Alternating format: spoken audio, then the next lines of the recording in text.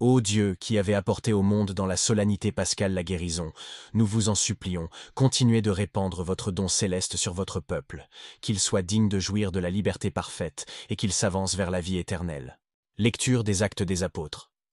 En ces jours-là, Pierre debout au milieu du peuple dit, « Mes frères, vous savez ce qui s'est passé dans toute la Judée, Jésus de Nazareth, commençant par en Galilée, après le baptême que Jean a prêché. Comment Dieu l'a oint de l'Esprit Saint et de puissance, lui qui a passé en faisant le bien et en guérissant tous ceux qui étaient sous le pouvoir du diable, car Dieu était avec lui.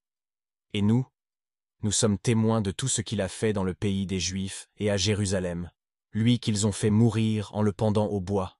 Dieu l'a ressuscité le 3e jour et lui a donné de se manifester, non à tout le peuple, mais à des témoins choisis d'avance par Dieu. À nous qui avons mangé et bu avec lui après sa résurrection d'entre les morts. Et il nous a commandé de prêcher au peuple et d'attester que c'est lui que Dieu a constitué juge des vivants et des morts. À lui tous les prophètes rendent ce témoignage, que quiconque croit en lui recevra, par son nom, la rémission de ses péchés. Séquence, à la victime pascale, que les chrétiens immolent des louanges. L'agneau a racheté les brebis, le Christ innocent a réconcilié les pécheurs avec son Père. La vie et la mort se sont affrontés en un duel prodigieux. L'auteur de la vie était mort, il règne vivant. Dis-nous, Marie, qu'as-tu vu en chemin? J'ai vu le tombeau du Christ vivant, et la gloire du ressuscité. J'ai vu les témoins angéliques, le suaire et les linceuls. Il est ressuscité, le Christ, mon espérance. Il vous précédera en Galilée, nous le savons. Le Christ est ressuscité des morts. Ô vous, roi vainqueur, ayez pitié de nous. Amen. Alléluia. Suite du Saint-Évangile selon saint Luc. En ce temps-là, ce même jour, 2 des disciples de Jésus faisaient une route vers un village du nom d'Emmaüs, distant de Jérusalem de 60 stades. Et ils conversaient entre eux de tout ce qui était arrivé.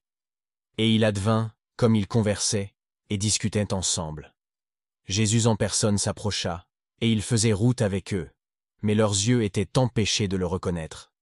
Et il leur dit, « Quels sont donc ces propos que vous échangez en marchant, et qui vous font triste ?» Et lui répondant, l'un d'eux, nommé Cléophas, lui dit, « Tu es bien le seul qui, de passage à Jérusalem, ne sache pas ce qui s'y est passé ces jours-ci. » Il leur dit, « Quoi ?»